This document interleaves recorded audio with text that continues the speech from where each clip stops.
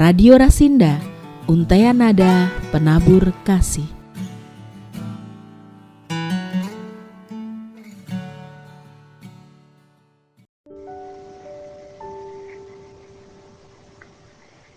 Shalom, selamat malam Bapak Ibu sekalian dan saudara-saudara yang dikasihi dalam Tuhan Yesus Kristus. Selamat berjumpa malam hari ini. Kita akan bersama-sama malam hari ini mendengarkan firman Tuhan. Yang malam hari ini kita akan mendengarkan firman Tuhan dengan judul atau dengan tema Jangan putus asa, masih ada pengharapan. Jangan putus asa, masih ada pengharapan.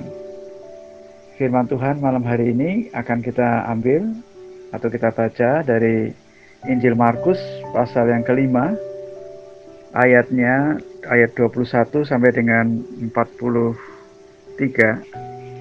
Injil Markus pasal 5 ayat 21 sampai dengan 43. Tetapi kita tidak akan membaca semuanya, kita akan baca beberapa bagian saja.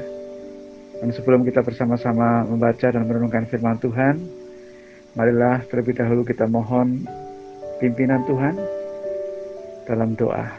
Mari kita bersama-sama berdoa. Bapa di sorga, Allah yang kami kenal dan kami sembah dalam Tuhan Yesus Kristus, Juru Selamat kami yang hidup. Kami mengucap syukur ya Tuhan pada malam hari ini. Kalau kami masih diberi kehidupan, kalau kami masih diberi kekuatan, kalau kami masih diberi kesehatan, kalau kami masih diberi kesempatan untuk bersama-sama mendengarkan firman Tuhan, itu adalah kasih karunia-Mu. Malam hari ini Tuhan kami mohon petunjuk Tuhan. Kami mohon hikmat Tuhan. Roh Kudus kiranya memimpin hamba-Mu ini, supaya setiap perkataan yang disampaikan adalah kebenaran firman Tuhan. Kami juga berdoa ya Tuhan untuk setiap anak-anak-Mu, setiap orang, Bapak Ibu, saudara-saudara yang mendengarkan firman Tuhan pada malam hari ini. Kiranya Roh Kudus juga berkarya atas hati mereka semuanya, sehingga hati mereka menjadi seperti tanah yang baik, yang ketika ditaburi dengan firman Tuhan akan berbuah-buah banyak. Terima kasih Tuhan, di dalam nama Yesus Kristus kami berdoa dan kami ucap syukur. Haleluya, amin. Firman Tuhan terambil dari Injil Markus pasal 5 ayat 21. Saya bacakan demikian. Sesudah Yesus menyeberang lagi dengan perahu, orang banyak berbondong-bondong datang lalu mengerumun dia, sedang ia berada di tepi danau. Datanglah seorang kepala rumah ibadat yang bernama Yairus. Ketika ia melihat Yesus, tersungkurlah ia di depan kakinya dan memohon dengan sangat kepadanya, "Anakku perempuan sedang sakit, hampir mati. Datanglah kiranya dan letakkanlah tanganmu atasnya, supaya ia selamat dan tetap hidup." Lalu pergilah Yesus dengan orang itu. Orang banyak berbondong-bondong mengikuti dia dan berdesak-desakan di dekatnya. Bapak Ibu sekalian dan saudara yang dikasihi oleh Tuhan Yesus Kristus, firman Tuhan malam hari ini yang terambil dari Injil Markus pasal 5 ini berbicara tentang orang-orang. Ada dua orang yang di sini yang kita akan melihat nanti, yang mengalami satu kondisi yang secara manusia mereka mungkin patut atau mungkin wajar kalau mereka berputus asa. Bapak Ibu sekalian, apakah pernah mengalami satu kondisi di mana sepertinya sudah tidak ada harapan lagi? Mungkin karena sakit yang dialami begitu berat, mungkin karena kondisi perekonomian, mungkin karena masalah dalam keluarga, masalah dalam pekerjaan, dan seterusnya. Kita merasa bahwa masalah itu begitu berat, sehingga rasanya hampir-hampir kita berputus asa. Tapi kabar baik pada malam hari ini, kita akan mendengarkan bahwa jangan putus asa, masih ada pengharapan. Ya Bapak-Ibu sekalian, pengharapan itu dari mana datangnya? Yang pertama kita melihat pengharapan itu ada ketika kita datang kepada Yesus. Ya, kasus yang pertama kita melihat di sini dikatakan ada seorang kepala rumah ibadat. Jadi di Israel waktu itu ada pusat ibadahnya tentu saja di Bait Allah di Yerusalem. Tetapi di kota-kota, di daerah-daerah yang kecil-kecil tentu mereka juga punya tempat-tempat ibadah di mana mereka bisa rutin beribadah tiap hari Sabat yang dekat ya, tidak harus ke Yerusalem, karena ke Yerusalem mungkin hanya waktu saat-saat tertentu, ada perayaan-perayaan tertentu. Ya, kita melihat di sini Tuhan Yesus lokasinya adalah mereka baru saja menyeberang dari danau ya, dari Gerasa di mana sebelumnya Tuhan Yesus menyembuhkan seorang yang kerasukan dan kemudian roh-roh jahat itu masuk ke dalam babi. Dan Tuhan Yesus kemudian menyeberang lagi. Nah, sehingga dalam kondisi ini kita melihat satu orang yang bernama Yairus. Yairus seorang kepala rumah ibadat. Ya tentu dari segi status dia seorang yang cukup terpandang tentunya ya, kepala rumah ibadat secara mungkin kerohanian, secara status sosial, secara perekonomian mungkin ya, dia seorang yang terpandang. Tetapi pada saat itu Yairus ini mengalami satu kondisi, yaitu kondisi yang mungkin membuat dia sedih, membuat dia mungkin hampir-hampir putus asa. Karena apa? Karena dikatakan ada anaknya, ini anak satu-satunya yang perempuan, umurnya nanti kita lihat ya sekitar 12 tahun, itu sakit. Ya.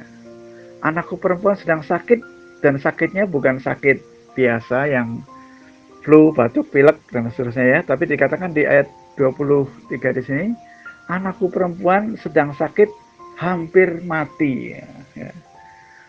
Bayangkan satu keluarga yang memiliki anak tunggal, gadis remaja 12 tahun, tentu sangat disayangi, tapi kemudian sakit, dan sakitnya sakit yang parah, bahkan dikatakan hampir mati. Bahkan nanti kalau kita melihat di ayat-ayat seterusnya, akhirnya anak ini memang benar-benar mati. Jadi memang secara logika, secara pemikiran manusia, Bapak Yairus ini dalam kondisi yang mungkin bisa berputus asa, kehilangan harapan. Tetapi kita melihat di sini dia tidak memutuskan untuk tenggelam dalam keputusasaan, tetapi dia datang kepada Yesus. Dia datang kepada Yesus, seorang kepala rumah ibadat ini, kemudian dikatakan di sana tersungkur di depan kakinya, berarti dari depan ya, tersungkur dan mohon dengan sangat.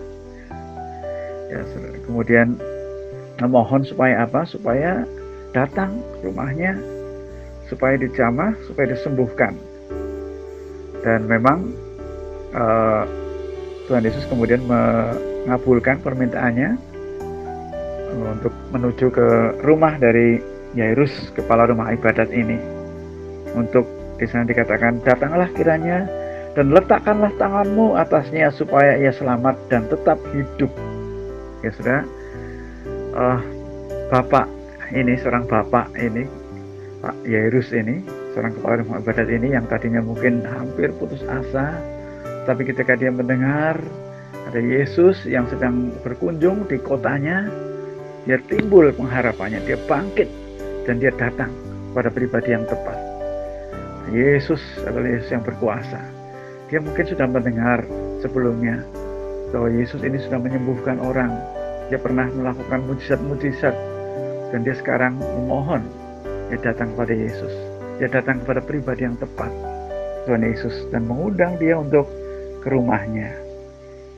Nah, singkat cerita, dalam perjalanan itu rupanya ada pribadi yang kedua yang juga mengalami satu kondisi yang luar biasa juga, yang mungkin secara manusia juga dalam tanda petik patut mungkin untuk berputus asa.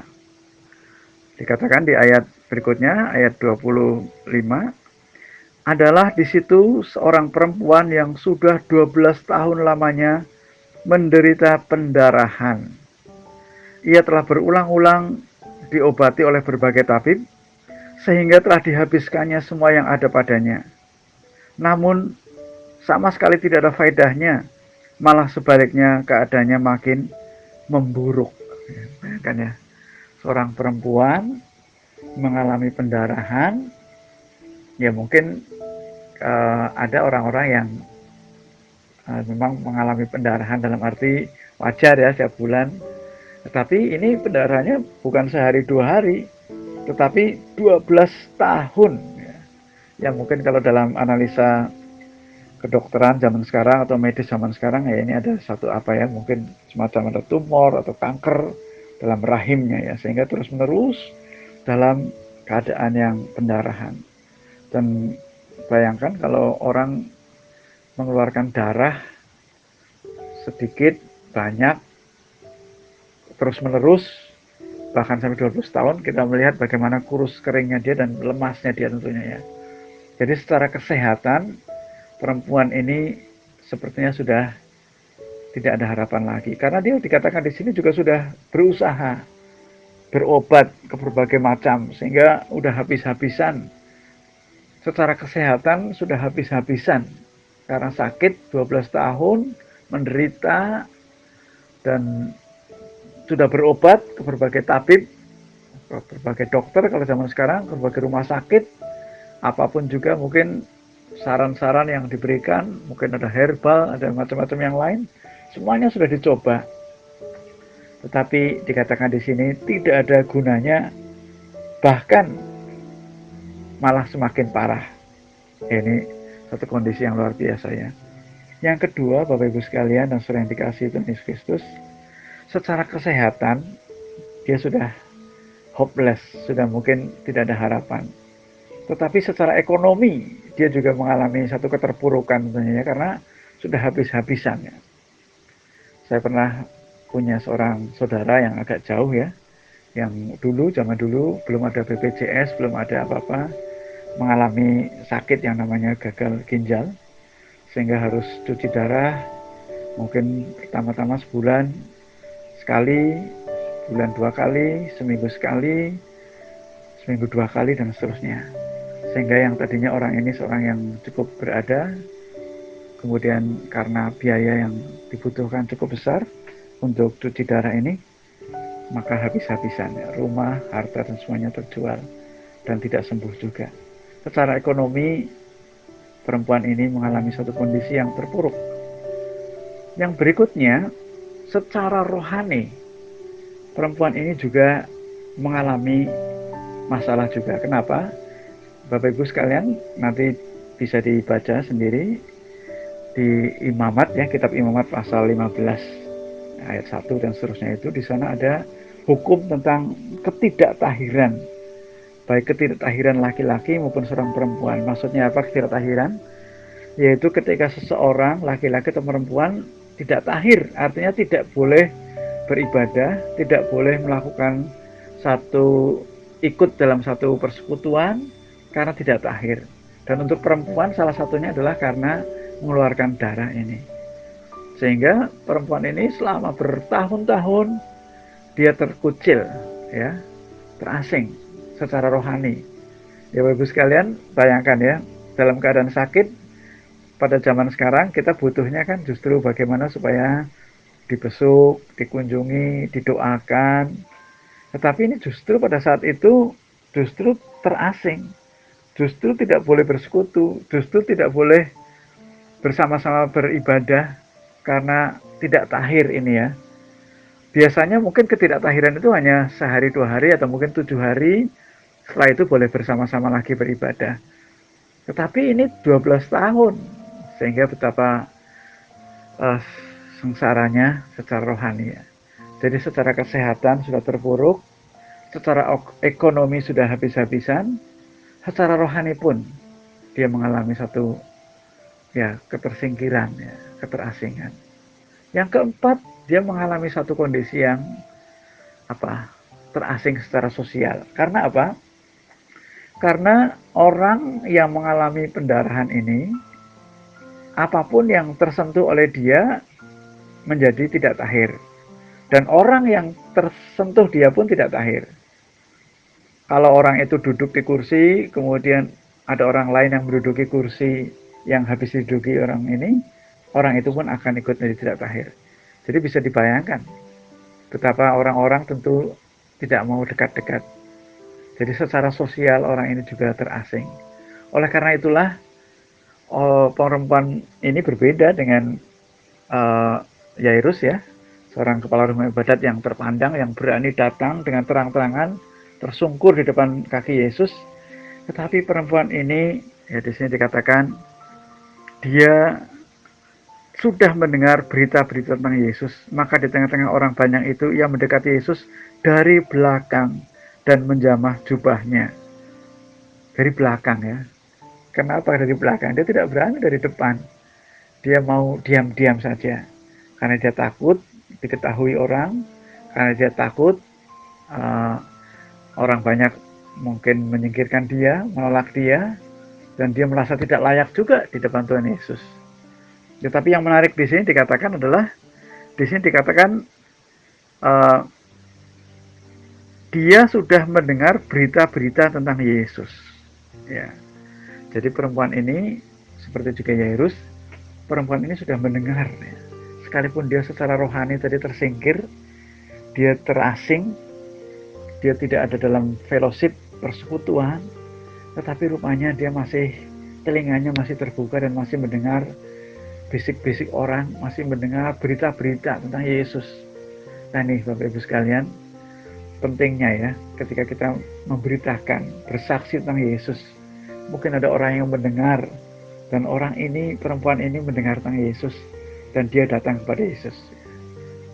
Masih ada pengharapan, dia masih ada terbesit pengharapan, walaupun mungkin setitik ya, karena tadi secara ekonomi, secara kesehatan, secara rohani, secara sosial, sepertinya sudah hopeless. Tetapi ketika dia mendengar Yesus, masih ada pengharapan, masih ada harapan.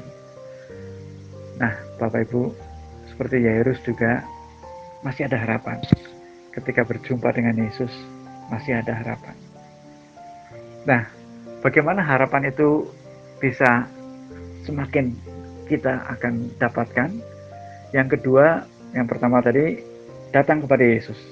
Yang kedua adalah datang dengan iman. Ya, Ibu sekalian, dan saudara yang terkasih, kalau Yairus jelas datang tersungkur, itu satu wujud ya kerendahan hati, satu wujud penyembahan, dan dengan terang-terangan memohon ya. Berarti ada satu iman, kepercayaan bahwa Yesus bisa, Yesus sanggup, dan dia memohon supaya Yesus datang menjamah. Tetapi perempuan ini dengan caranya sendiri, dia juga punya iman, dan bahkan iman yang luar biasa. Asal ku jamah jubahnya, dia sembuh. Ya, luar biasanya. Dia tidak perlu, dalam pikirannya, dia tidak perlu minta Tuhan Yesus datang. Dia tidak perlu bicara banyak, tetapi cukup menjamah jubahnya. Ada satu iman yang luar biasa yang ada dalam diri wanita ini. Dan memang betul, apa yang diimani oleh perempuan ini kemudian terjadi, karena apa yang dialami waktu itu. Saat itu juga pendarahannya berhenti ya. Dan perempuan ini kaget dan tentu senang sekali, dan tentu dia akan segera pergi ya. Tetapi ternyata Tuhan Yesus tidak mau seperti itu. Tuhan Yesus mengatakan, siapa ini tadi yang memegang jubah saya? Dan murid-murid tentu juga semacam protes kepada Tuhan Yesus ya. Kok tanya Tuhan Yesus siapa yang menjamah? Orang ini berdesak-desakan. Orang semuanya nyenggol Tuhan Yesus ya. Kok bertanya siapa yang menjamah? Ya semuanya mungkin memegang. Tapi Tuhan Yesus tidak begitu. Tuhan Yesus bisa membedakan mana yang hanya berbondong-bondong, berdesak-desakan, dan mana yang memegang dia dengan iman. Tidak, aku merasa ada tenaga yang keluar dariku. Tuhan Yesus bisa bedakan. Dan itulah Tuhan Yesus melihat perempuan ini tidak cukup bagi Tuhan Yesus untuk sembuh dari penyakitnya. Tetapi Tuhan Yesus ingin supaya perempuan ini juga berjumpa dengan dia. Supaya imanmu yang menyelamatkan engkau. Supaya dia bukan hanya diselamatkan secara penyakitnya, secara sosialnya, secara ekonominya, tapi juga diselamatkan jiwanya. Karena iman di dalam Yesus Kristus. Karena berjumpa dengan Tuhan Yesus. yang mujizat, karena dikatakan persoalan yang 12 tahun itu dibereskan oleh Tuhan Yesus hanya dalam seketika itu juga sembuh. Nah, rupanya perjalanan ini jadi terhambat ya, karena tadi kan Tuhan Yesus sebetulnya diundang oleh kepala rumah ibadat untuk datang ke rumahnya untuk menyembuhkan, tetapi dalam tanda petik karena terinterupsi oleh adanya perempuan ini jadi terhambat. Dan karena itu pula kemudian seolah-olah sudah terlambat, sehingga waktu menuju ke rumah dari kepala rumah ibadat ini ada orang-orang yang menyusul. Udah nggak usah lagi merepotkan guru karena anak ini udah terlanjur mati, nggak usah repot-repot. Tetapi Tuhan Yesus katakan, tenang, tetap percaya saja. Ya Bapak sekalian, ketika kita mau beriman kepada Tuhan Yesus, kadang-kadang ada orang yang melemahkan, ya udah terlanjur, bahkan sudah terlanjur mati. Memang secara logika sudah tidak ada harapan lagi. Tetapi kalau Tuhan Yesus mengatakan, tenang, anakmu memang mati secara manusia, tapi di dalam Tuhan Yesus Kristus tidak ada yang mustahil. Dia hanya tidur saja. Nah, sehingga kemudian Tuhan Yesus meneruskan mengajak murid-muridnya masuk, melarang semua yang lain untuk ikut. Orang-orang tamu-tamu yang melayat di situ ya. Kemudian Tuhan Yesus bersama orang tua dan 3 muridnya, Simon, Yakobus dan Yohanes, masuk ke kamar anak ini dan mengatakan, hai anakku, talita kumi, talita kum. Lalu dipegangnya tangan anak itu, katanya talita kum, yang berarti, hai anak, aku berkata kepadamu, bangunlah. Dan mujizat terjadi sehingga dikatakan ayat 42, seketika itu juga anak itu bangkit berdiri dan berjalan, sebab umurnya sudah 12 tahun. Dan semua orang yang hadir sangat takjub. Terus sekalian, mujizat Tuhan dinyatakan ya. Iman yang dimiliki oleh Yairus, kepala rumah ibadat ini, kepada Tuhan Yesus Kristus dijawab oleh Tuhan Yesus dengan satu mujizat kesembuhan. Ibu sekalian, satu hal yang luar biasa pada malam hari ini kita melihat 2 kasus dalam firman Tuhan saat ini. Ada seorang yang satu mungkin cukup terpandang, punya kekayaan, secara sosial sangat bagus, punya masalah juga yang membuat hampir putus asa. Tapi ada juga seorang perempuan yang terpuruk secara kesehatan, secara kerohanian, secara sosial, secara ekonomi habis-habisan, punya masalah juga yang hampir putus asa. Tetapi keduanya masih memiliki pengharapan. Karena apa? Karena mereka datang kepada Tuhan Yesus. Yesus adalah Allah yang menjadi manusia. Dia maha kuasa, dia maha kasih, dan dia mau menolong kita. Tapi yang kedua diperlukan iman. Bukan hanya datang berbondong-bondong, berdesak-desakan, tetapi ada iman. Sehingga akhirnya mereka mengalami mujizat kesembuhan.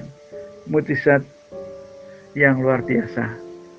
Sukacita karena ada pengharapan dalam Yesus Kristus. Bapak Ibu Saudara sekalian yang dikasihi Tuhan, saya tidak tahu permasalahan apa yang dialami oleh Bapak Ibu Saudara sekalian, atau mungkin family, teman-teman yang ada, baik masalah ekonomi, kesehatan, sakit penyakit, rumah tangga, yang mungkin membuat Bapak Ibu sekalian hampir-hampir putus asa. Jangan putus asa. Datang pada Yesus. Datang dengan iman, dengan kerendahan hati, dan nantikanlah mujizatnya. Haleluya. Amin. Mari kita berdoa. Tuhan Yesus, kami mengucap syukur karena Engkau Allah yang berkuasa, Allah yang baik, yang menjadi pengharapan kami, dan pengharapan kami tidak mengecewakan. Terima kasih, kami berdoa untuk semua yang mendengarkan firman Tuhan malam hari ini, Tuhan, yang mungkin mengalami permasalahan-permasalahan dalam hidupnya. Tuhan tolong, jangan putus asa. Biarlah mereka datang kepada Tuhan Yesus, supaya dengan iman mereka boleh mengalami mujizat pertolongan Tuhan. Di dalam nama Tuhan Yesus Kristus, kami berdoa dan mengucap syukur. Haleluya. Amin.